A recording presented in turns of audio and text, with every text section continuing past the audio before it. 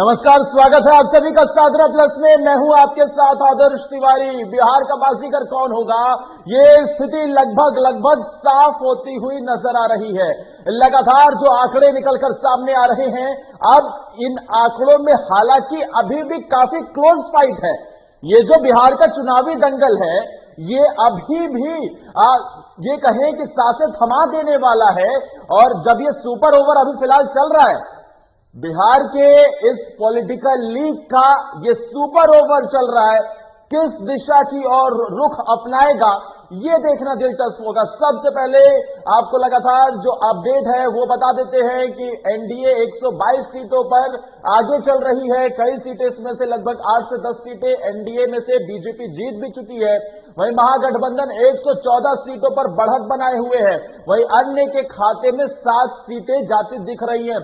कुल मिलाकर 243 सीटों का जो ये रुझान है, अब कुछ ही वक्त में क्लियर होता नजर आएगा। हालांकि चुनाव आयोग की तरफ से जो कहा गया कि देर रात तक स्थिति क्लियर होगी, लेकिन लगातार जो काउंटिंग निकलकर सामने आ रही है, एक बार जल्दी से हम वो भी बताना चाहेंगे कि अगर कौन आगे चल रहा है, कौन पीछे चल रहा है, और इसके लिए खासा इंतजाम भी आप लोगों के लिए किया गया है। लेकिन एनडीए 122 सीटों पर बढ़त बनाए हुए है, महागठबंधन 114 सीटों पर, अन्य 7 सीटों पर 4 करोड़ कुल मतदान हुआ था। चुनाव आयोग ने जो आंकड़ा जारी किया है, और उसमें से 3 करोड़ 44 लाख की गिनती हो चुकी है। 3.5 लाख तकरीबन ये काउंटिंग हो चुकी है। वहीं 10 सीटें ऐसी अभी भी हैं जहां 2000 वोटों से कम का अंतर है। जरा सोचिए कितनी क्लोज फाइट बिहार में चल रही है। एक एक वोट की जो कहते हैं ना कि एक वोट की कीमत आप क्या जाने, वो समझ आ रहा है। यहां पर एक एक वोट से हमने देखा कि किस तरीके से सरकार बनती है, गिरती है, और अब यहां से वही होता हुआ दिख भी रहा है। लगातार जो खबरें मिल रही हैं, ऐसे में हसनपुर से तेज प्रताप यादव जीत हासिल कर चुके हैं। उन्होंने अपनी विधानसभा सीट बदली, महुआ से वो हसनपुर पहुंचे, और देखिए चुनावी सायरन बज गया। यानी कि बड़ी खबर, हसनपुर से तेज प्रताप जीत चुके हैं। हसनपुर से तेज प्रताप यादव ने जीत हासिल की है। महुआ से वो चुनाव लड़े थे आखिरी बार, लेकिन इस बार उन्होंने अपनी ये सीट बदली, हसनपुर से चुनाव लड़ने का फैसला किया, और अब वहां से उन्होंने जीत हासिल कर ली है। शुरुआती दौर में से ही वो बढ़त बनाते हुए दिखे थे, हालांकि बीच में वो जरूर पीछे हो गए थे, लेकिन अब उन्होंने यहां से जीत हासिल कर ली है। और जो हमारे संवाददाता नवीन शर्मा भी जब हमसे जुड़े थे तो वो बताते हुए नजर आए कि ये कहें कि एक ऐसी सीट थी जिसे आरजेडी ने तमाम सर्वे करवाकर, तमाम चीजों को देखकर तेज प्रताप को यहां से उतारा है।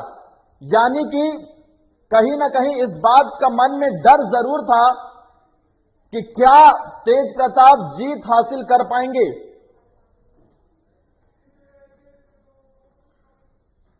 लेकिन ये जो क्लोज फाइट लगातार चल रही है, ऐसे में कुछ सीटें तो ऐसी हैं जहां पर 200 से कम भी वोटों का अंतर है। 3 सीटें ऐसी हैं, और यहां तो एक एक सीट का महत्व बहुत ज्यादा हो जाता है, क्योंकि 122 एनडीए बढ़त बनाए हुए, यानी कि अभी भी बहुमत का आंकड़ा पार नहीं है, बिल्कुल बाउंड्री पर खड़ी है एनडीए।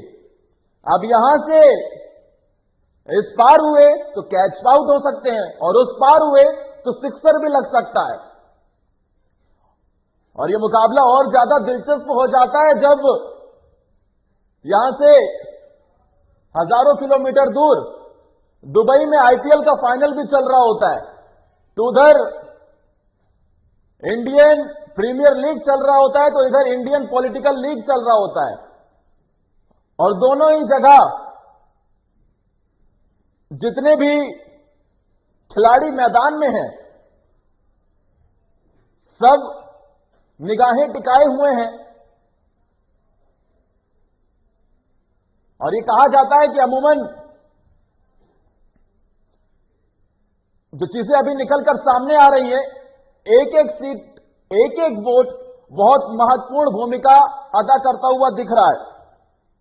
लेकिन जो आरजेडी की तरफ से कहा गया है, आरजेडी ने एक बार फिर से आरोप लगाया। उन्होंने कहा कि अपने पक्ष में फैसले के लिए दबाव बनाया जा रहा है।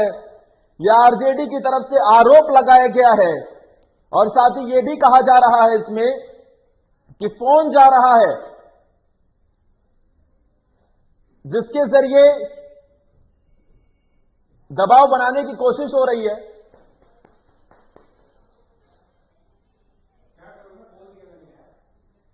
और ये जो आंकड़ा बेहद क्लोज फाइट बिहार के विधानसभा में होती हुई दिख रही है। लेकिन अगर बात जेडीयू बीजेपी की की जाए तो एनडीए गठबंधन में बीजेपी जरूर बड़े भाई की भूमिका में दिख रही है, क्योंकि हम देखते हैं कि अगर बात बिहार की हो तो वहां पर बीजेपी जेडीयू के गठबंधन में अमूमन जेडीयू बड़े भाई की भूमिका में नजर आती है, लेकिन इस बार बीजेपी बिग ब्रदर की भूमिका में दिख रही है। हालांकि वोट शेयर अभी सबसे ज्यादा आरजेडी का बताया जा रहा है।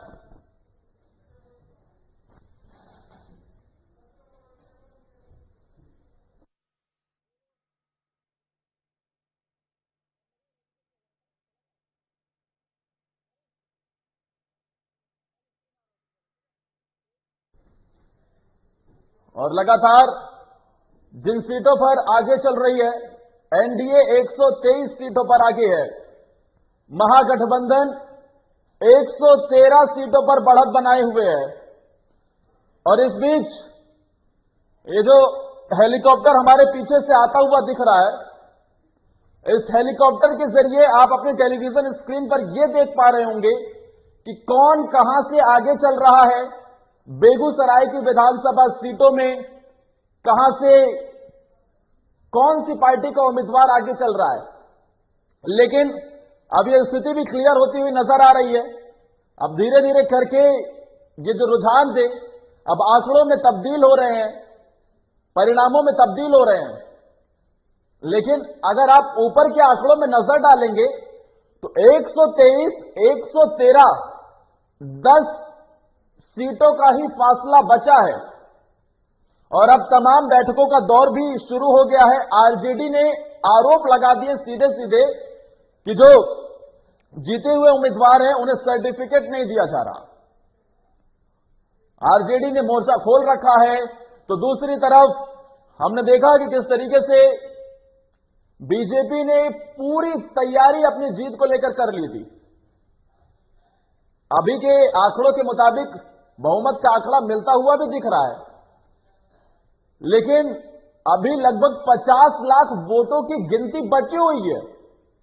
3.5 करोड़ के वोटों की गिनती लगभग हुई है, अभी 50 लाख के आसपास बची हुई है। अब इन 50 लाख वोटों की गिनती में किसकी सरकार बनेगी, क्या आंकड़े होंगे, वो दिख जरूर जाएगा। 6 सीट ऐसी हैं जहां पर 500 से कम वोटों का अंतर है। अब इस क्लोज फाइट को हम देख सकते हैं कि किस तरीके से कितना क्लोज मुकाबला इस समय बिहार में चल रहा है। यह मुकाबला किसी सुपर ओवर से कम नहीं है। इसमें यह लगा लीजिए कि कब किसकी जीत हो जाए, कब किसकी हार हो जाए, हर वक्त कुछ मिनटों में आंकड़े बदलते हुए दिख रहे हैं।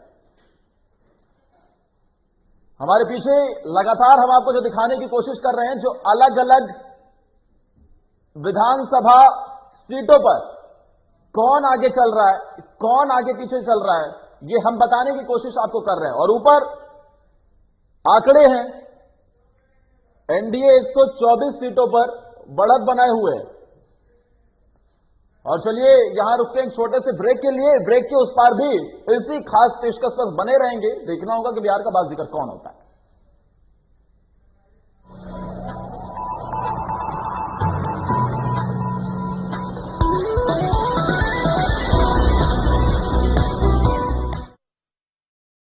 बढ़ चुका है बिहार में चुनावी बिगुल, सजने लगे हैं चुनावी अखाड़े। क्या है बिहार में विकास का हाल? कितने हुए वादे पूरे, कितना हुआ विकास? 15 साल के सुशासन में कितना बदला बिहार, या जनता है लाचार? आपको बताएंगे बिहार विधानसभा के सभी 243 सीटों का ताजा हाल। बिहार चुनाव की हर खबरों से रहिए खबरदार। बिहार झारखंड के साथ।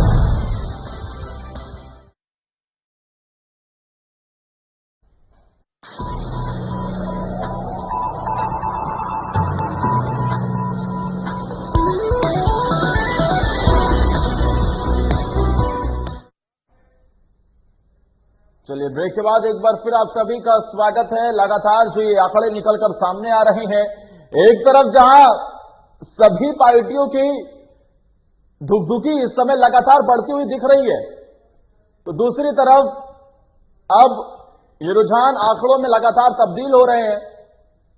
उम्मीदवार जीत दर्ज कर रहे हैं। हमारे साथ हमारे वरिष्ठ सहयोगी आलोक मालवीय न्यूज रूम से जुड़ गए हैं, सीधा उनके पास ही चलते हैं। आलोक, एनडीए 124 सीटों पर बढ़त बनाए हुए है और अब ये लगभग जो आंकड़े हैं ये रिजल्ट्स में तब्दील हो रहे हैं, लेकिन अब भी फाइट काफी क्लोज है। ने कहा कि फाइट बिल्कुल क्लोज है, क्योंकि जिस तरह से आंकड़े दिन पर दिन और हर पल जो चेंज हो रहा है, जिस तरह से एकदम क्लोज मामला आता जा रहा है। 124 एनडीए है और महागठबंधन 112 पे है, जबकि अन्य की 7 सीटें हैं। तो उससे ये स्पष्ट हो रहा है कि ये जो लड़ाई है बिल्कुल दिलचस्प लड़ाई है, एकदम क्लोज की लड़ाई। तो इसमें अभी कुछ भी नहीं कहा जा सकता है। दोनों पार्टियों की धड़कनें बढ़ी हुई हैं, चाहे वो एनडीए हो, चाहे वो जेडीयू हो, आरजेडी हो, चाहे कोई भी पार्टी हो, सभी पार्टी के धड़कनें बढ़ी हुई हैं। वो जश्न जरूर मना रहे हैं, लेकिन एक दूसरे पे मनोवैज्ञानिक दृष्टि से वो प्रेशर बनाने के लिए वो जश्न मना रहे हैं, एक दूसरे को मिठाई खिला रहे हैं, बधाई दे रहे हैं। लेकिन ये अभी कुछ कहा नहीं जा सकता है, ये कुछ क्लियर नहीं है। ये इसलिए क्लियर नहीं है ताकि अगर जो आंकड़े को थोड़ा चेंज होते, अगर जो दूरी होता, गैप होता आंकड़ों में, तो ये होता कि इनकी जीत सुनिश्चित है। लेकिन जो आंकड़े के एकदम बिल्कुल कम मार्जिन है, उससे ये स्पष्ट है कि अभी लड़ाई बहुत आगे तक जाएगी और ये लड़ाई दिलचस्प है। कुछ 22 सीटें लगभग ऐसी हैं आलोक, जहां पर 1000 से कम वोटों का अंतर है और कई सीटों पर तो मुकाबला 200 से कम वोटों के अंतर का बचा है। तो अभी भी कुछ भी हो सकता है, क्योंकि 50 लाख वोटों की गिनती अभी भी बची हुई है। लेकिन जो पार्टियों ने तैयारी कर रखी थी, यहां से तो एक अलग निर्णायक भूमिका भी नजर आ सकती है। वही बात है आदर्श, जो 50 लाख के वोट की गिनती जो बच चुकी है, इससे जो ये काउंटिंग जो बची है, इससे अभी कुछ भी नतीजा परिवर्तन हो सकता है, जो कि किसी भी खाते में ये जा सकता है। तो इससे अभी कुछ भी कहना बहुत जल्दीबाजी होगा। किसी भी पार्टी के लिए ये दावा करना बहुत जल्दीबाजी होगा कि इनकी सरकार बन गई, या फिर वो दावे करे कि वो संभव नहीं है। इसलिए ताकि अभी जो 50 लाख वोट बचे हैं वो किस तरफ रुख कर जाएंगे, इसका कोई वो सुनिश्चित नहीं है। तो ये जब तक पूरी काउंटिंग कंफर्म नहीं हो जाती है, तब तक ये जीत का दावा करना मेरे हिसाब से उचित नहीं होगा। ज्यादा कब तक पूरी तरीके से स्थिति क्लियर होती नजर आएगी? देखिए, अभी जिस तरह से सुबह से थोड़ा सा तेजी आया था, लेकिन दोपहर बाद से लेट हो गया था, जिसको लेकर आरजेडी द्वारा लगातार ये आरोप लगाया जा रहा है। महागठबंधन का ये कहना है कि काउंटिंग में एनडीए द्वारा लेट किया जा रहा है, इस पे आरोप लगाया जा रहा है। जैसे जैसे समय अधिक लग रहा है, वैसे वैसे एनडीए द्वारा, महागठबंधन द्वारा इस पे आरोप लगाया जा रहा है। लेकिन ये अभी कंफर्म नहीं है कि ये कब तक पूरा काउंटिंग हो जाएगा। लेकिन तेजस्वी के चेहरे को नकारा नहीं जा सकता आलोक।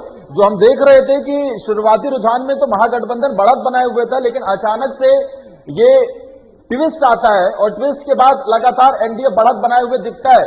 अब वो सवाल जो तेजस्वी के चेहरे पर रहता था, अभी तो सबसे ज्यादा वोट प्रतिशत के साथ सबसे आगे नंबर 1 पार्टी है। आदर्श, मैं आपको बता दूं, जिस तरह से एलजेपी के चिराग पासवान ने बिहार फर्स्ट, बिहारी फर्स्ट और युवा को आगे करके लड़ाई करने रहे थे, जो नारा दिया था उन्होंने, वो सटीक बैठ रहा है तेजस्वी यादव पे। जिस तरह से तेजस्वी यादव ने बिना नेतृत्व के, लालू यादव के बिना जिस तरह से वो उन्होंने मैदान में गया, चुनाव लड़ा, और जितना उनको जनाधार मिल रहा है, जिस तरह से वोटों उनको मिल रहे हैं, जो काउंटिंग आई है, जो सीटें उनको बढ़त मिल रही हैं, जिस तरह से एनडीए को कड़ी टक्कर दे रहे हैं, उससे ये स्पष्ट हो रहा है कि बिहार में एक परिवर्तन जरूर है। जनता इसे नकार नहीं रही है। तेजस्वी की जो सोच है, इससे जनता कहीं ना कहीं प्रभाव पड़ रहा है। तेजस्वी के जो भी विचार हैं, ये जनता पे हावी हैं। यहां से एलजेपी की भूमिका क्या नजर आती है? क्या चिराग पासवान अब जो मौजूदा अगर काउंटिंग की बात करें तो आलोक ऐसा लग रहा है ना, वो तो ना घर के रहे ना घाट के। बिल्कुल बिल्कुल आदर्श, ये कहना उचित नहीं होगा कि ना घर के रहे ना घाट के। देखिए, सबकी अपनी अपनी सोच होती है, अपनी अपनी रणनीति होती है। चिराग पासवान ने अपनी रणनीति के हिसाब से लड़ा। उनको लगा कि बिहार में कुछ इस बार उनको लगा कि वो परिवर्तन कर लेंगे।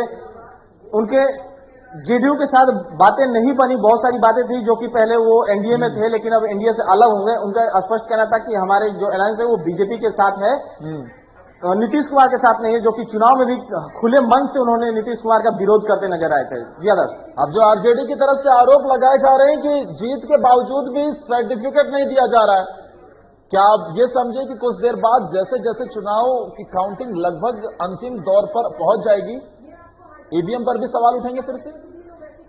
देखिए आदर्श, ईवीएम पे सवाल उठना तो लाजमी है। वो कोई भी पार्टी होती है, जो भी पार्टी विपक्ष में होती है, जो पार्टियां हारती नजर आती हैं, वो ईवीएम पे नजर उठाती है। आप इतिहास उठा के देख लीजिए, सभी प्रदेश के जो चुनाव होते हैं, चाहे केंद्र सरकार के चुनाव होते हैं, जो भी विपक्ष में होता है, जिसके पक्ष में बहुमत नहीं मिलता है, जिसको कुर्सी नहीं मिलता है, वो यही आरोप प्रत्यारोप का दौर तो लगाता ही है। अपना हार को स्वीकार न करके एक दूसरे पर आरोप लगाते हैं, जिस तरह से ये अब तक चलाता है। तो अभी भी बिहार में वो जरूर देखने को मिलेगा।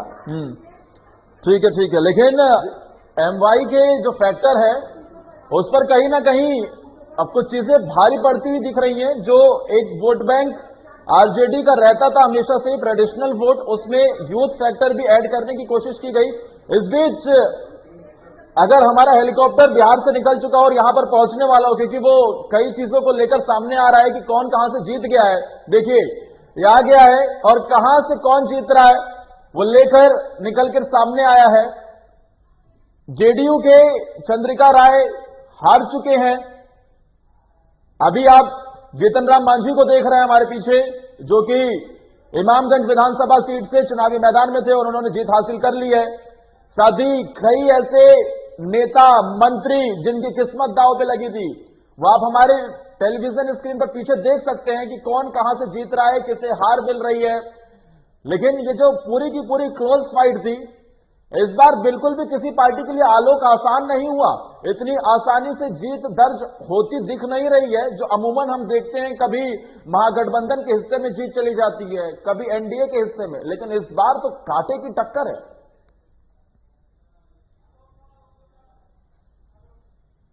होते थे जो चुनाव लड़े जाते थे, तो उसमें एक तरह से पूरा खुल के उनको समर्थन दिया जाता था, उसी हिसाब से लड़ाई होती थी। लेकिन जो इस बार का जो चुनाव है, जो कांटे का टक्कर देखने को मिल रहा है, तो इससे ये स्पष्ट है कि वहां की भी जनता परिवर्तन लाई है। जिस तरह से पिछले साल देखा जाए जो यूपी का चुनाव हुआ है, तो उसमें पहले जातिगत समीकरण के हिसाब से ही चुनाव लड़े जाते थे, लेकिन जो अब जो चुनाव हुए थे, जो पिछली बार योगी सरकार जो बनी थी, उसमें यहाँ की भी जनता जाति से ऊपर उठ के विकास के नाम पर वोट की थी। वही हाल अब बिहार में देखने को मिल रहा है। जिस तरह से ये जो कांटे के टक्कर देखने को मिल रहे हैं दोनों पार्टियों में, दोनों अलायंस में, तो उसका यही नतीजा है कि जनता कहीं ना कहीं परिवर्तन चाहती है। जातिगत समीकरण से हटकर जनता विकास के नाम पर वोट की है। वही नतीजा है कि आज अब तक जो सबके दिल की धड़कनें बढ़ी हुई हैं, उसका यही परिणाम है कि जातिगत ना देख के जनता विकास के नाम पे वोट की है। मुख्यमंत्री नीतीश कुमार के आवास पर एक बैठक भी चल रही है, क्या कुछ मंथन इस बैठक में हो रहा होगा? देखिए, ये बैठक सभी पार्टियों के द्वारा होता है। अभी कुछ देर पहले आरजेडी कार्यालय में हुआ था, राबड़ी आवास पे हुआ था बैठक, जिसको लेकर कि ये तमाम रणनीति बनती है, आगे की रणनीति बनती है कि अगर जो हमारी सत्ता में आते हैं तो हम कैसे करेंगे, क्या क्या होगा। उसी तरह से वहां पे भी बन रहे, जो आगे की रणनीति तय की जाएगी कि अगर जो पक्ष में आता है नतीजे, तो उस पर क्या फैसले होंगे, क्या क्या अगला कदम होगा। अगर जो ये फैसला विपक्ष में जाता है तो फिर इस पे क्या होगा। तो इसको लेकर बैठक करना कोई नई बात नहीं है, सभी पार्टियों द्वारा ये बैठक चलती है। लेकिन अब जो परिणाम आएगा, उस बैठक का नतीजा उसी पे जाके डिपेंड करेगा, जो कि परिणाम पे डिपेंड करता है कि परिणाम किसके फेवर में आता है, किसको बिहार की सत्ता मिलती है और कौन बिहार की सत्ता से बाहर रहता है। अच्छा, जो मोदी मैजिक की बात अमूमन हम हर चुनाव में करते हैं, वो मोदी मैजिक इस बार कितना असरदार दिख रहा है इस चुनाव में? आदर्श, मोदी मैजिक की अगर जो बात किया जाए तो ये बिहार चुनाव में खुल के देखने को मिल रहा है। जिस तरह से बिहार में पिछली अगर चुनाव में देखा जाए तो बीजेपी को इतनी सीटें नहीं मिली थी, लेकिन जो सीटें बीजेपी को अधिक मिली है वो कहीं ना कहीं मोदी मैजिक का ही वो है, जो कि कोरोना काल हो या फिर किसानों के भत्ता हो। आलोक जहां से, क्योंकि बीजेपी बड़े भाई की भूमिका में एनडीए में निभाती नजर आ रही है, तो क्या अब आत्मनिर्भर बीजेपी भी बिहार में हम बनते देखेंगे? आदर्श, ये कुछ ऐसा कहना बहुत जल्दीबाजी होगा, क्योंकि बीजेपी एक लंबी दूरी की सोच के चलती है ताकि उसे लंबी लड़ाई लड़नी है। तो यहाँ बिहार में पहले ही बीजेपी द्वारा ये घोषणा कर दिया गया था कि अगर जो एनडीए की सरकार बनती है तो नीतीश कुमार मुख्यमंत्री होंगे। तो अब मुझे नहीं लगता है कि ये ऐसा कोई परिवर्तन होगा। हाँ, इतना जरूर है कि अगर बीजेपी के पास सीट अधिक आता है अगर जो जेडीयू से, तो बीजेपी एक बड़े भाई के तौर पे वहां पे काम करेगी, लेकिन सत्ता वहां अगर जो कोई ये कहा जाए कि कोई भी कैंडिडेट होगा, सीएम जो चेहरा होगा वो बीजेपी का होगा, तो मेरे हिसाब से ये गलत होगा और बीजेपी ऐसा करेगी भी नहीं कि अपने बयानों से पलट जाए, क्योंकि अगर जो ऐसा करती है तो उसे आगे इस परिणाम का इसका खामियाजा भुगतना पड़ेगा। तो मुझे नहीं लगता कि इस तरह से बीजेपी करेगी, लेकिन देखिए जो बड़े भाई के तौर पर जरूर रहेगी। लेकिन अब रोजगार की बात करते हैं। 10 लाख सरकारी नौकरी की बात तेजस्वी की तरफ से की गई, जो कहीं ना कहीं अभी भी ऐसा लगता है कि महागठबंधन को जो इतनी बढ़त मिली है, एक तो एंटी इनकम्बेंसी फैक्टर रहा, दूसरा रोजगार को लेकर जो मास्टर स्ट्रोक चला उसकी भी इसमें एक अहम भूमिका के तौर पर देखते हैं। लेकिन अब सरकार जिसकी भी बनती है, एक तरफ 19 लाख रोजगार देने का वादा है तो दूसरी तरफ पहली कलम से 10 लाख सरकारी नौकरी देने का वादा है। क्या वाकई नौकरी मिल पाएगी या फिर से पलायन बढ़ता हुआ दिखेगा? क्योंकि इसे रोकना एक बहुत बड़ी चुनौती है।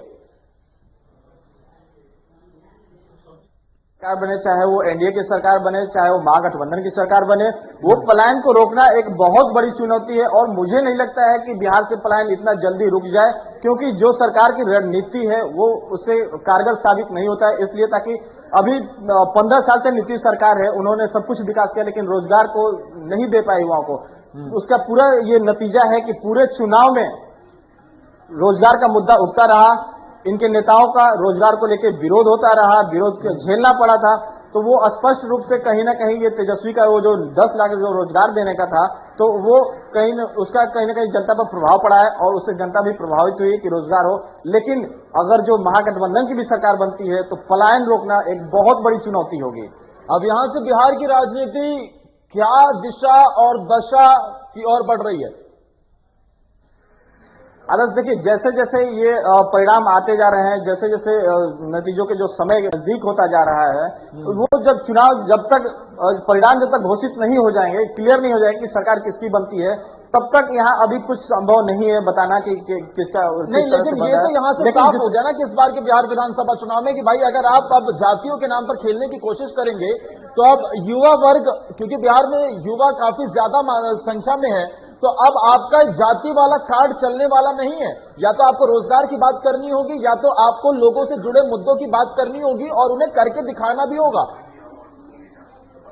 आदर्श, वो एक पहले का समय था जबकि जाति के हिसाब से लोग चुनाव लड़ते थे, लेकिन ये जो पिछले 5-10 साल से अगर जो देखा जाए तो जाति से ऊपर उठ के लोग वोट कर रहे हैं और जाति से ऊपर उठ के लोग चुनाव भी लड़ रहे हैं। जिस तरह से अगर जो देखा जाए जाति समीकरण अगर जो साधना होता तो यूपी में मुझे नहीं लगता है कि सपा और बसपा से बड़ी कोई पार्टी थी। हरदम बीजेपी वहां तीसरे नंबर पे आती थी, लेकिन इसका यही परिणाम है जो कि जातिगत समीकरण से ऊपर उठ के लोगों ने वोट किया, विकास के नाम पे वोट किया, तभी बीजेपी ने वहां पूर्ण बहुमत में आई। उसी तरह से देखिए अगर जो बिहार में देखा जाए तो विकास के नाम पे आलोक मैं आपको रोकना चाहूंगा क्योंकि इस वक्त हमारे साथ बीजेपी के प्रदेश प्रवक्ता अखिलेश सिंह भी जुड़ गए हैं। अखिलेश जी, साधना प्लस में आप सभी का आपका स्वागत है। बधाई दे दें या अभी कुछ देर रुके? धन्यवाद। बिल्कुल बधाई क्या, हम तो इसको बिल्कुल जिम्मेदारी मानते हैं। बिहार की जनता की सेवा करने के लिए हम इससे उत्साहित हैं जरूर, लेकिन अहंकार में नहीं है। हम इसको अवसर मानते हैं और ये मानते हैं कि जनता ने ये अवसर दिया है या फिर दे रही है, और हम फिर से उसी तन्मयता के साथ, उसी मनोयोग के साथ जनता की सेवा करेंगे। अच्छा, अब तो आप बड़े भाई की भूमिका में नजर आ रहे हैं बिहार में। देखिए, न कोई बड़ा भाई है न कोई छोटा भाई है। हम सभी मिलजुल कर चुनाव लड़े थे और सभी मिलजुल करके सरकार बनाएंगे। यहाँ सभी पार्टनर हैं, सबका समान हक है, सबकी समान प्रतिष्ठा है और हम सभी मिलजुल करके सरकार चलाए थे और चलाते रहेंगे। लेकिन इन परिणामों के बाद अगर बीजेपी जिस तरीके से लगातार एनडीए में बढ़त बनाए हुए है, 74 सीटों पर आगे है, और जैसे जैसे ये रिजल्ट पूरी तरीके से डिक्लेयर हो जाएंगे और अगर इसी तरीके का परिणाम रहा तो क्या अब आत्मनिर्भर बीजेपी बिहार में बनने की बात नहीं आ गई है? देखिए, एक बात मैं आपको स्पष्ट करना चाहता हूं कि देश के अंदर गठबंधन युग की शुरुआत भारतीय जनता पार्टी ने की और जिस गठबंधन युग की शुरुआत हमारी पार्टी ने की, इस पार्टी ने ही गठबंधन धर्म का भी पालन करने का एक कीर्तिमान स्थापित किया। और इसलिए मैं आपको बताना चाहता हूं, जिस गठबंधन धर्म का पालन हम करते रहे हैं, हम करते रहेंगे। आपने ये कहीं कोई ऐसी बात नहीं है, बीजेपी आत्मनिर्भर है। बिहार के 62,000 बूथों पर हमारी नीतीश कुमार ये भी कह चुके हैं कि इनका वो आखिरी चुनाव है, तो अगर ये चुनाव जीतते हैं तो जाहिर तौर पर मुख्यमंत्री नीतीश कुमार होंगे, लेकिन आगे की पिच पर बैटिंग करने के लिए तैयार है बीजेपी, क्योंकि उनका आखिरी चुनाव होगा। तो क्या अगली बार हम बीजेपी का सीएम कैंडिडेट देखेंगे? बहुत जल्दबाजी होगी ये कहना। हालांकि भारतीय जनता पार्टी अभी आज जी बिल्कुल, अभी ये कहना बिल्कुल जल्दबाजी होगी। और मैं कहना चाहता हूं कि अभी जो परिस्थिति है, जनता ने अभी जो मैंडेट दिया है और जनता जिस प्रकार से हमसे एक्सपेक्ट करती है, उसके एक्सपेक्टेशन पर हम खड़े उतरे, ये हमारी चिंता है और इसके लिए हम काम करेंगे। आगे क्या होगा, राजनीतिक परिस्थितियां जो भी होंगी उसके हिसाब से हमारा केंद्रीय नेतृत्व निर्णय लेगा, लेकिन आज जो हमारी परिस्थितियां हैं उस हिसाब से हम काम करेंगे। ठीक है, जो मौजूदा अपडेट है वो मैं आपको बता देता हूं, फिर इसी पर रिएक्शन चाहूंगा। एनडीए 126 सीटों पर बढ़त बनाए हुए है, 110 सीटों पर महागठबंधन आगे चल रही है, तो वहीं अन्य के खाते में 7 सीटें जाती दिख रही हैं। इसमें से बीजेपी 74 सीटों पर आगे, कांग्रेस 20 पर, जेडीयू 45 पर, आरजेडी 73 पर। क्या कहेंगे? देखिए, बिहार के अंदर अभी सिंगल लार्जेस्ट पार्टी के रूप में भारतीय जनता पार्टी आ रही है और एनडीए को बहुमत से भी कहीं ज्यादा सीटें मिलेगी। अभी तो मैं समझता हूं कि 30 के आसपास आंकड़ा जाना चाहिए, कई सीटें अभी बाकी है। और मैं निश्चित रूप से कह रहा हूं कि बिहार की सरकार ने जवाबदेही दी है। अभी 126 सीटें आई हैं, अभी हमको उम्मीद है कि 130 के आसपास सीटें जाएंगी। अभी कई सीटों का परिणाम आना बाकी है। मैं ये कहना चाहता हूं कि बिहार की जनता ने एक बड़ी जवाबदेही फिर से दी है। कई काम करना बाकी है, सड़कें और बनने बाकी हैं, पुल और बनने बाकी हैं। हम उद्योग बिहार के अंदर लगाना चाहते हैं, 19 लाख रोजगार देना चाहते हैं। बिहार के अंदर यही वादा मैं आपको याद दिलाना भी चाह रहा था। का एक जाल बिछे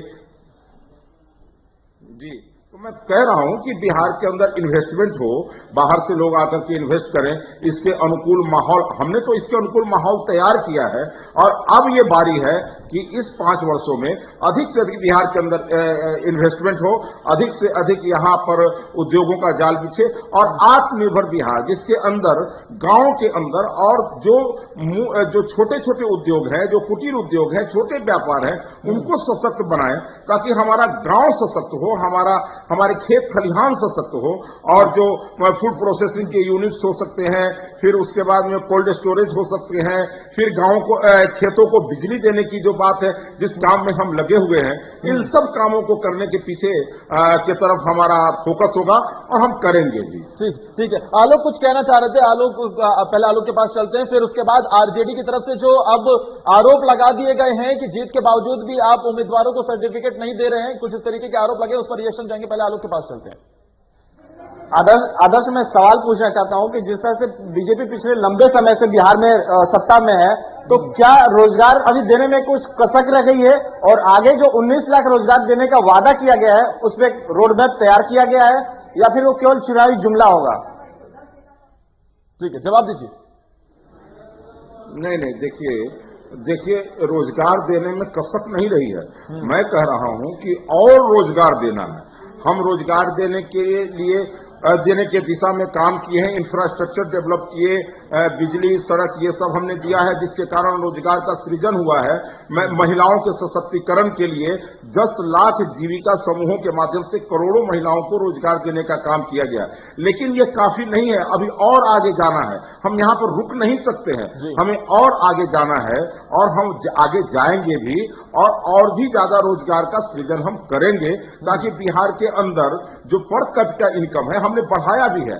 हमने 7-10 गुना के से ज्यादा पर कैपिटा इनकम बढ़ाया है और पर कैपिटा इनकम बढ़ाना है।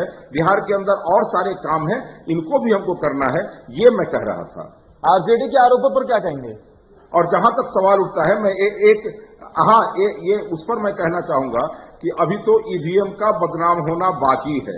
अभी तो इस खेल में ईवीएम भी बदनाम होगी, लेकिन मैं ये कहना चाहता हूं कि देखिए, उनको ये तरह तरह की बातें करते हैं। ये जब इनके पक्ष की बात होगी तो बहुत अच्छा, अगर पक्ष में बात नहीं होगी तो कभी कोर्ट को दोषी ठहराएंगे, कभी चुनाव आयोग को दोषी ठहराएंगे, कभी प्रशासन को दोषी ठहराएंगे। अरे भाई, जनता ने जो आदेश दिया है, आप पर विश्वास नहीं किया जनता ने। जिस प्रकार से राहुल गांधी ने ये लोकसभा चुनाव में झूठ बोला था और कहा कि इतना रुपया खाते में हम डालेंगे, और जनता ने उसको रिजेक्ट कर दिया। ठीक उसी प्रकार से हम लोग बार बार पूछते रहे, टीवी चैनलों के डिबेट में हम आरजेडी के प्रवक्ताओं से हम पूछते रहे कि आप बताइए 10 लाख नौकरी कहां से देंगे, किस प्रकार से देंगे, क्या आपके पास प्लान है, किस योजना के तहत आप देंगे, क्या आपके पास बजट कहां से इसके लिए होगा। ये कोई उत्तर नहीं दे सके। जनता इस बात को समझ रही थी। लेकिन उन्होंने तो कई मंचों से ये भी कहा है ना कि लगभग 4.5 लाख नौकरियों के आसपास खाली हैं, बिहार में पद खाली हैं।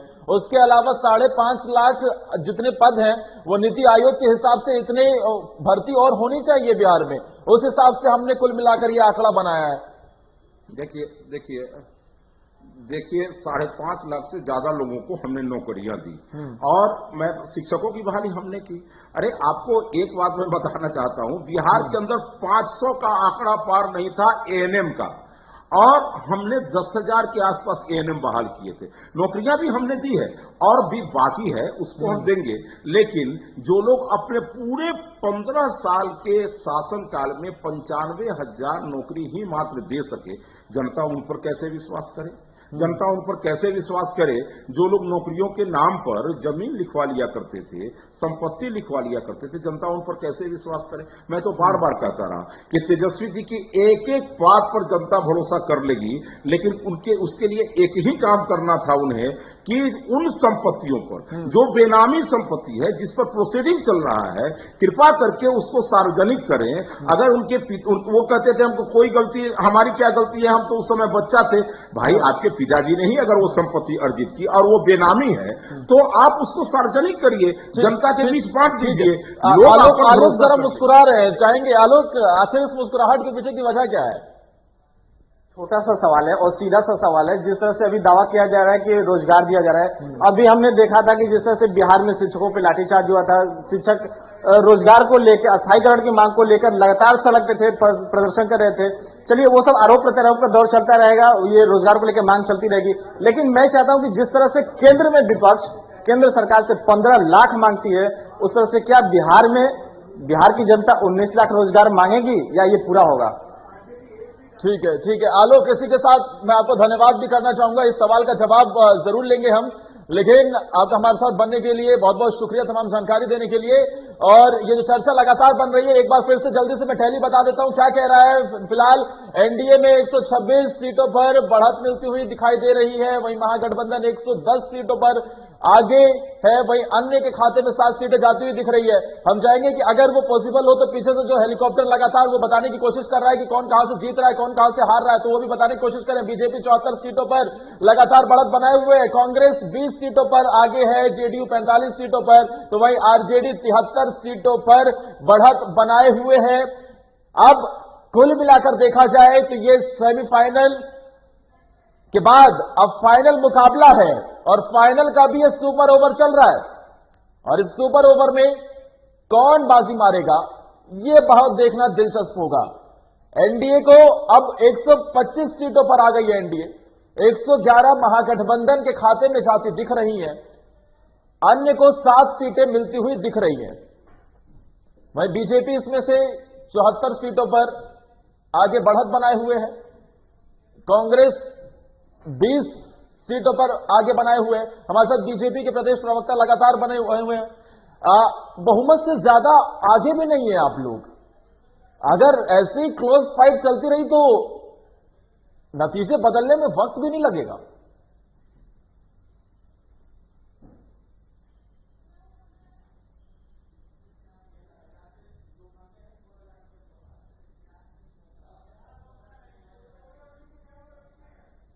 बीजेपी 74 सीटों पर बढ़त बनाए हुए है।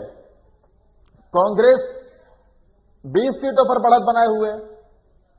वहीं अगर अब कुल मिलाकर आंकड़ों की बात करें तो एनडीए 125 सीटों पर आगे हो गई है और ये जो मुकाबला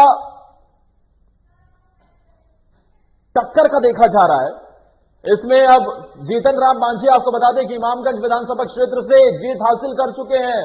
भारी बहुमतों से उन्होंने ये जीत हासिल की है।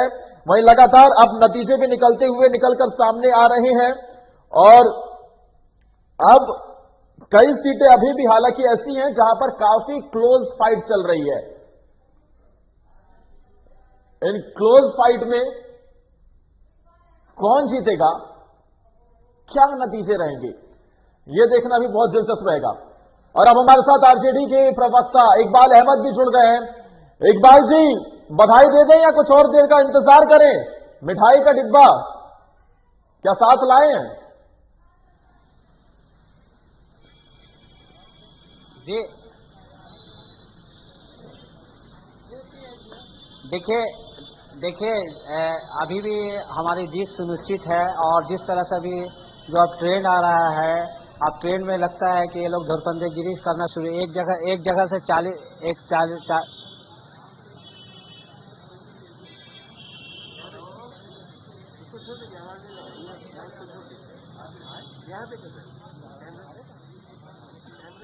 हेलो, बोलिए इकबाल अहमद, आपकी आवाज मिल रही है?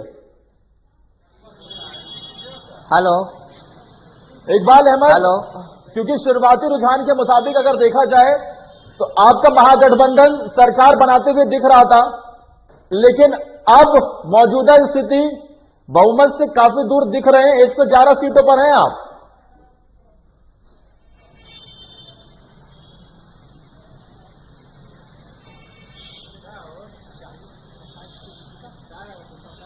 देखिए सरकार हमारी बनेगी और तेजस्वी यादव बिहार के मुख्यमंत्री बनेंगे। ये चाहे 1:30 बज जाए रात, लेकिन सरकार बनेगी तो हमारी बनेगी। आप देखिएगा।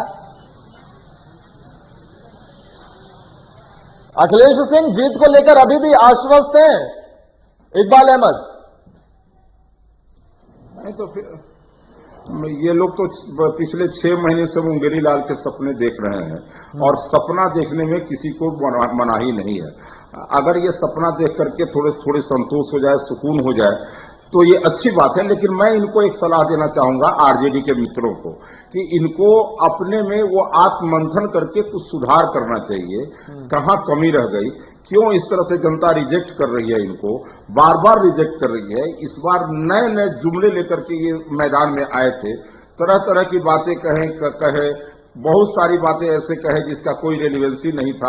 और पहले विकास से शुरू किए, रोजगार से शुरू किए और फिर पहुंच गए बाबू साहेब पर, जातिवाद का। अखिलेश जी, इस पर भी जवाब ले लेते हैं। अभी मनोज झा का ये ताजा बयान निकलकर सामने आया कि हम 200% सरकार बनाने जा रहे हैं बिहार में। मनोज झा का ये भी बयान था कि उन्होंने अभी ये कहा है कि धमकाया है।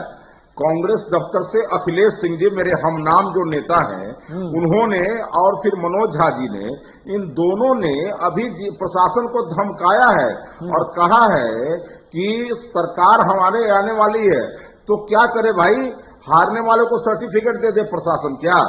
और इन लोगों ने धमकाया है, लेकिन इसका कुछ नहीं होने वाला है। ये हार चुके हैं और चुनाव में अब इनको शिकस्त मिल चुकी है। इनको हार स्वीकार कर लेना चाहिए और स्वीकार करके आगे फिर से जवाब ले लेते हैं। इकबाल अहमद बोलिए। निभाते हुए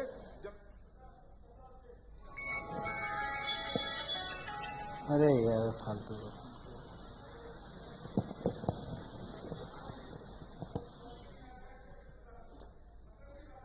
ठीक है, इकबाल अहमद से फिलहाल संपर्क नहीं हो पा रहा है, लेकिन अखिलेश जी, ये जो लगातार जीत को लेकर अभी भी दावे किए जा रहे हैं, हालांकि अभी भी कई सीटें ऐसी हैं जहां पर 1000 से कम वोटों का अंतर है। नहीं, ये 1000 से कम वोटों के अंतर वाली सीटें जो हैं, ये सुबह से हैं। मैं सुबह एक चैनल पर था तो वहां पर उन लोगों ने बताया मुझे कि 60 सीटें ऐसी थी जहां 1000 के आसपास में ये अंतर चल रहा था, और इन्हीं अंतर को इसी अंतर को मेंटेन करते हुए आज हम इतनी सीटें जीत चुके हैं और आगे भी है।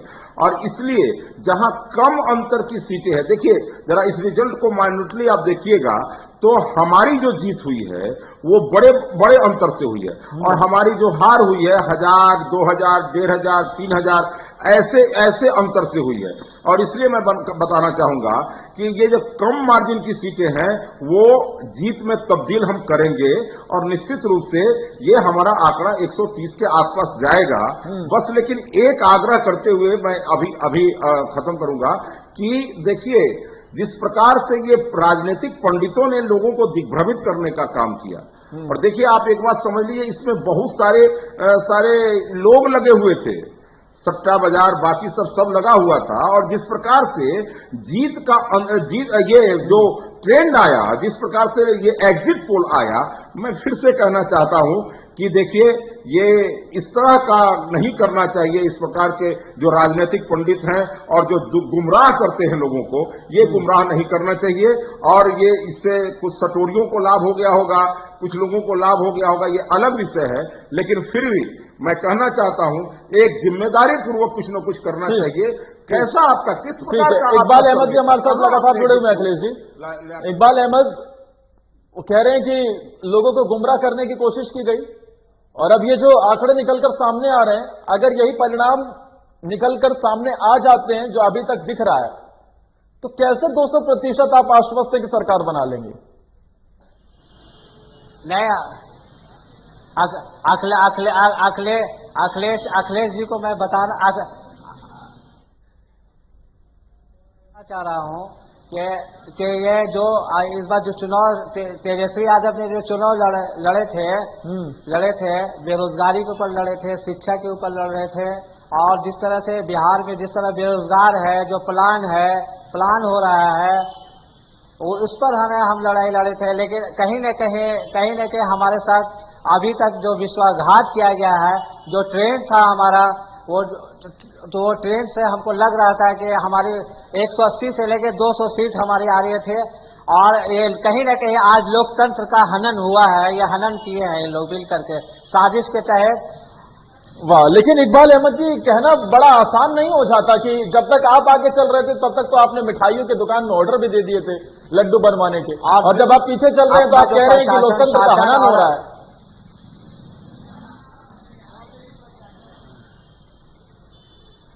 नहीं, देखिए सर मैं बताना चाह रहा हूं कि ये पहला रिकॉर्ड है कि जो बैलेट पेपर से हुआ था, तो बैलेट पेपर से जिससे हम लोग आगे चल रहे थे, तो उसमें हमारे पहली बार हमको लोगों ने वोट दिया था, तो उससे हमको उम्मीद जगी थी कि इस बार हमारी सरकार जो पिछली जो सरकार थी उससे लोग तरस थे, और परिवर्तन बिहार में चाह रहे थे, और अभी भी मैं उम्मीद करता हूं कि सरकार हमारी बनेगी।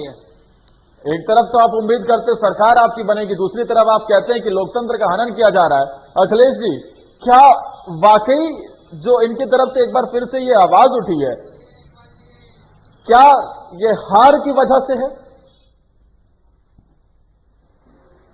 मैं बिल्कुल ये थोड़ा सा खिंच गए हैं, और लोकतंत्र का हनन की बात ये क्या करेंगे? ये किस लोकतंत्र? ये लाठी तंत्र वाले लोग हैं, ये लोकतंत्र की बात नहीं कर सकते हैं, इनको लोकतंत्र की बात करने का अधिकार नहीं है। और इसलिए मैं फिर कह रहा हूं कि ये जैसे अभी शुरू हो गया ना ये बैलेट पेपर वाली बात, तो कल तक बैलेट पेपर पर चुनाव होता था, ये बूथ छापते थे, बूथ कब्जा करते थे, ये कब्जा करने वाले लोग हैं। ईवीएम से चुनाव हुआ, फिर केजरीवाल जैसा कोई आया और बिहार के अंदर इनके दास्ता से बिहार को मुक्त कराया था। और इसलिए ये लोग अब क्या बोलेंगे, मैं तो समझता हूं कि इनकी बातों का जवाब देना भी वाजिब नहीं है। इनको अपने जनता ने जो मैंडेट दिया है, जनता जो ये कह रही है, ये जनता का आदेश है और जनता का जो आदेश है उसको स्वीकार करना चाहिए और इनको बिल्कुल फिर से जनता की सेवा करनी। मैं एक बात कह के मैं इस बात को खत्म करूंगा कि जैसे ये लोग ये नेता प्रतिपक्ष होते हैं तो इनको ये पता ही नहीं होता है कि हमारी क्या भूमिका होगी और ये केवल सवाल पूछते हैं। मैंने पूछा था कि अब बताएं, तेजस्वी यादव नेता विपक्ष अगर हैं तो क्या इनको जनता का सेवा नहीं करना चाहिए? जब कोई संकट में बिहार होता है तो ये बिहार छोड़कर के बाहर चले जाते हैं। कोरोना काल था, मैंने पूछा कि भाई आप कितने अस्पताल का दौरा आपके नेता ने किया? अरे ये तो हत्याओं के बाद भी ये जात पूछ करके और लोगों के यहाँ जाया करते थे। तो यही सब कारण है। आप नेता लेकिन अखिलेश जी भाग तो आप भी नहीं सकते हैं ना, क्वेश्चन ही पूछिए, रोज भाग तो आप भी नहीं सकते हैं, क्योंकि ये आरोप विपक्ष लगातार लगाता रहा कि जब कोरोना के मामले लगातार बढ़ रहे थे, जब मजदूर घर वापसी कर रहे थे, जब परेशान थे वो, तो उन्हें आपने बॉर्डर पर रोक दिया, जबकि आप ही के गठबंधन में और आप ही की पार्टी की सरकार यूपी में है। यूपी में बसें भेज दी जाती हैं, तो आखिर बिहार में नो एंट्री क्यों हो जाती है? मुख्यमंत्री नीतीश कुमार पर तेजस्वी ये आरोप लगाते रहे कि हम तो दिल्ली में हैं, लेकिन आप तो पटना में होकर भी घर से एक अन्य मार्ग से बाहर ही नहीं निकल रहे हैं। इकबाल अहमद कुछ कहना चाह रहे हैं, बोलिए। नहीं,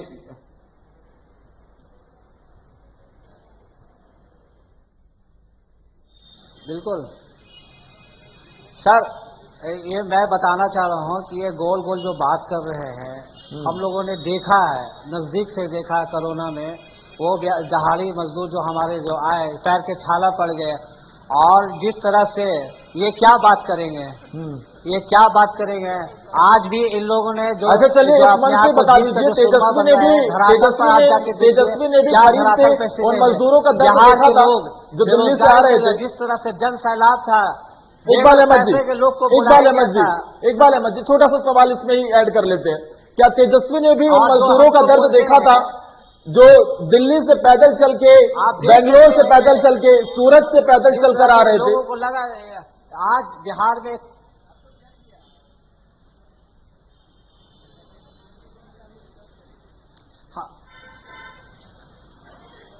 नहीं, बिल्कुल हम लोग ने पूरा कैंप किया था, चारों तरफ लोगों का सेवा किया, खाने का व्यवस्था किया था। उनके जो भी जहां तक है रेलवे स्टेशन पर और हम लोग ने सब जाकर के पूरा काम किया था। इसमें हम लोग पर उंगली कोई उठाने का काम नहीं करेंगे। और आपने ठीक बोला कि उनको बॉर्डर पर रोकने का काम किया गया था।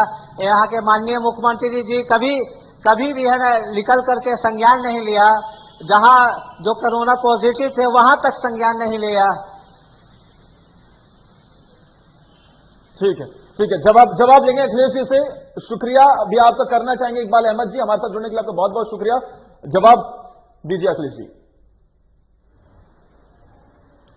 देखिए, जहां तक कोरोना के समय में बिहार के मजदूर मुख्यतः दिल्ली और मुंबई से निकले, दोनों जगह आप जरा ठीक से देखिए, दोनों जगह सोशल मीडिया से लेकर के अफवाहें उड़ाई गई। क्या वहां के राज्य सरकारों का ये दायित्व तो नहीं बनता था, जब WHO का ये गाइडलाइन था जिसमें जो जहां था उसको वहीं रहना था? प्रधानमंत्री जी लगातार विनती कर रहे थे कि जो जहां है वहीं पर रहे, बावजूद इसके उन सबों को प्रोवोक करके और वो घर से निकाल दिया गया।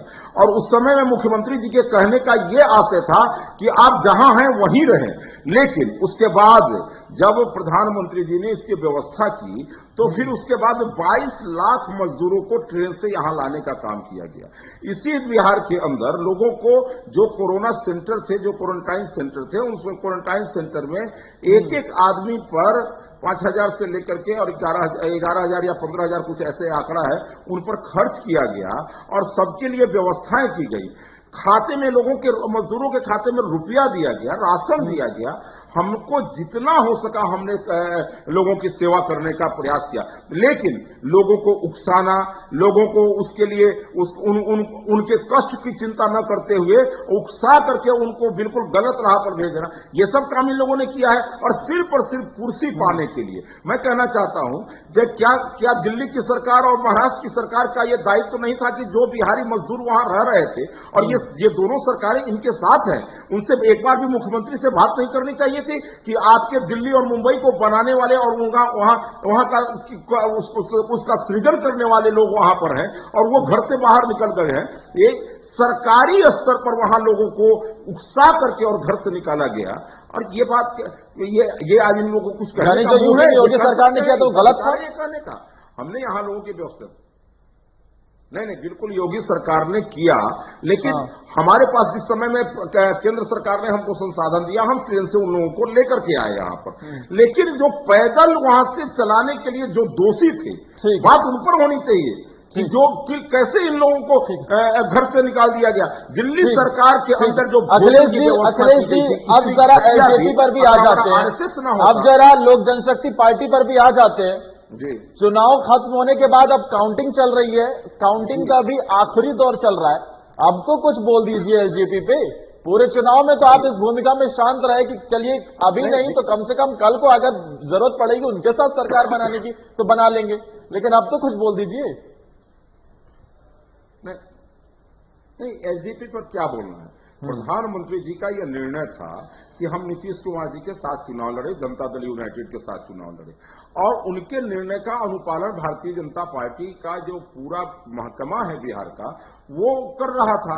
अब इसमें एलजेपी अगर अलग राह पर चली तो इसमें फिर वो तो अलग राह अपना पकड़ चुकी थी, उसका अपना निर्णय था, वो एक अलग पार्टी है, उसका अपना एक निर्णय होता है, वो अपने निर्णय के हिसाब से कुछ कर रही थी, इसमें हम क्या कर सकते थे। लेकिन हमारा कमिटमेंट एनडीए के सारे घटक दलों के साथ था, जो कोई छोटा हो कोई बड़ा हो, किसी के जो जितनी सीटों पर लड़ रहा था, हमारा कमिटमेंट सबके साथ था। प्रधानमंत्री जी हो या फिर हमारे बीजेपी के कोई नेता हो, कहीं भी ऐसा नहीं हुआ कि अगर हम लोक जनशक्ति पार्टी लड़ रही हो और हमने वहां पर एनडीए के किसी दूसरे दो बीजेपी के अलावा अगर कोई दूसरा दल था उसको हमने मदद किया हो या फिर कुछ ऐसा हमने वहां पर कोई बयान दिया हो। और भारतीय जनता पार्टी के भी कई उम्मीदवार एलजेपी के कारण आ रहे, इसलिए ये सब कोई विषय नहीं है। हम बिल्कुल एकजुट होकर के एनडीए यहां चुनाव लड़े और आज चुनाव जीते हैं, और निश्चित रूप से इसमें जो एनडीए के साथ था जनता उसी के साथ गई है। अब आगे आने वाले वक्त में बंगाल में चुनाव होने हैं, उसके बाद यूपी में भी चुनाव होने हैं, उत्तराखंड में भी चुनाव होने हैं, तो बिहार के जो ये चुनाव है यहां से एक नई चीज तो जरूर आगे बढ़ाते हुए दिख रहे हैं कि भाई अब जाति समीकरण पर वोट डालना वो जमाना दूर जाता हुआ दिख रहा है। अब अगर आप काम करेंगे तो आपकी सरकार बनेगी, नहीं करेंगे तो फिर 5 साल के बाद सत्ता से आपको वापस भी किया जा सकता है, सत्ता परिवर्तन भी हो सकता है। बिल्कुल, और मैं इसमें एक बात जोड़ना चाह रहा हूं कि आज देश का जो परिणाम है, इससे अभी मध्य प्रदेश में भी चुनाव हुए हैं, उत्तर प्रदेश में भी उपचुनाव हुए हैं और नॉर्थ ईस्ट में भी चुनाव हुए हैं, और जो परिणाम आए हैं ये परिणाम इस बात का संकेत दे रहे हैं कि देश के अंदर सर्वमान्य नेता, विश्व के सबसे ताकतवर नेता जो आदरणीय नरेंद्र मोदी जी हैं, उनका जलवा जारी है, जादू फिर चल गया। उनका जो जादू है जनता पर, मोदी जी का जादू चल गया। और फिर बिहार के एनडीए सरकार के जो ये 15 वर्षों के प्रयास थे उसका भी जादू चला है। और मैं समझ रहा हूं कि बंगाल के अंदर जो ममता दीदी का कुशासन है, जिस प्रकार से विरोधियों को वहां पददलित किया जा रहा है, जिस प्रकार से उनको रौंदा जा रहा है, इसका खामियाजा उन्हें भुगतना पड़ेगा और निश्चित रूप से उन्हें सत्ता से बेदखल होना पड़ेगा। हत्याओं का तो राजनीतिक हत्या है, जिस प्रकार से वहां पर की गई है, हमारे कार्यकर्ताओं को मारा गया, हमारे विचार परिवार के लोगों को मारा गया है, संघ के लोगों को मारा गया है, निश्चित रूप से उसका खामियाजा उन्हें भुगतना पड़ेगा। वो बख्शी नहीं जाएंगी और बंगाल की जनता उन्हें बर्दाश्त नहीं करेगी। उनको बड़ी आशा के साथ सत्ता में बैठाया था, कोई काम नहीं की, काम तो नहीं ही की, विरोधियों को मारने का और विरोधियों को समाप्त करने का काम की है। इसका खामियाजा भुगतना पड़ेगा। निश्चित रहिए, बंगाल का चुनाव हो, उत्तर प्रदेश का चुनाव हो, उत्तराखंड का चुनाव हो, सब जगह एनडीए भारतीय जनता पार्टी विजयी होगी और नरेंद्र मोदी का परचम लहराता रहेगा। ठीक है, लेकिन अभी फिलहाल यहां तो काफी क्लोज फाइट बनी हुई है। अखिलेश जी, अगर अब जो आंकड़े निकलकर सामने आ रहे हैं, जो अब ये रुझान है जो आंकड़ों में धीरे धीरे तब्दील होते हुए भी दिख रहे हैं, उसके हिसाब से देखा जाए तो ये तमाम एग्जिट पोलों को झुठलाता हुआ दिख रहा है। जो दावे लगातार किए जा रहे थे साइलेंट वोटर्स को लेकर, महिलाओं को लेकर, क्या जो महिलाओं के लिए केंद्र सरकार ने काम किया, क्या जो राज्य सरकार की तरफ से आरक्षण देने की बात हो या फिर और जो काम हो, उसका लाभ आपको वोटों में मिलता हुआ दिखाई दिया है, जिसकी वजह से आज ये बढ़त मिलती हुई आप लोगों को दिखाई दे रही है, जो तमाम चुनौतियों के बाद भी इस तरीके के लगातार आप आगे बढ़ रहे हैं? देखिए, कहानी बड़ी लंबी हो जाएगी, लेकिन मैं बिल्कुल संक्षेप में कहना चाहूंगा कि बिहार के अंदर, मैंने पहले भी कहा, देखिए जाकर के जीविका समूहों के माध्यम से महिलाओं का किस प्रकार से रोजगार का सृजन हुआ है। आप जाकर देखिए, महिलाओं को पंचायती राज में आरक्षण किस सरकार में मिला और किस सरकार में शिक्षकों की बहाली में आरक्षण मिला। महिलाओं के सशक्तिकरण के लिए बच्चियों को साइकिल दिया गया, पोशाक दिया गया, महिलाओं के सशक्तिकरण के लिए प्रधानमंत्री जी ने महिलाओं के दुख दर्द को समझते हुए और उज्ज्वला योजना के तहत गैस कनेक्शन दिया और साथ ही साथ उनको इज्जत घर प्रदान किया, जिसमें वो शौचालय का निर्माण किया गया ताकि बाहर जाकर के खुले में वो शौच नहीं कर सके। महिलाएं, मैं समझती हूँ कि दुर्गा, सरस्वती और लक्ष्मी की स्वरूपा हमारी जो महिलाएं हैं, ये सारी महिलाएं नरेंद्र मोदी जी को अपना पुत्र मान करके, नीतीश कुमार को अपना पुत्र मान करके, और ये मातृशक्ति है, ये हमको समर्थन करने का काम। अखिलेश जी, बहुत बहुत शुक्रिया हमारे साथ जुड़ने के लिए और लगातार सभी जानकारी देने के लिए, अपना पक्ष रखने के लिए। और जाते जाते आपको इस बीच टैली क्या कह रही है जल्दी से अपडेट बता देते हैं। 123 पर एनडीए को बढ़त मिलती दिख रही है, 113 पर महागठबंधन आगे है, तो वही अन्य के खाते में 7 सीटें जाती हुई दिख रही है। और इधर बात की जाए इधर पार्टियों के हिसाब से तो बीजेपी 74 सीटों पर आगे है, कांग्रेस के खाते में 20 जाती दिख रही है, जेडीयू 45, आरजेडी 73, एलजेपी का खाता नहीं खुला है, आरएलएसपी 0, हम पार्टी को 3, जिसमें से हम पार्टी के सुप्रीमो जीतन राम मांझी जीत दर्ज कर चुके हैं इमामगंज से भारी मतों से। जैब के खाते में 0 सीटें हैं और यहां से पप्पू यादव हार चुके हैं, मधेपुरा से चुनाव लड़े थे, वो हार चुके हैं। इसी के साथ इतना ही, जल्द फिर हाजिर होंगे। लगातार हमारी कवरेज बनी हुई है, कई मत जाइए, देखते रहिए 7 प्लस।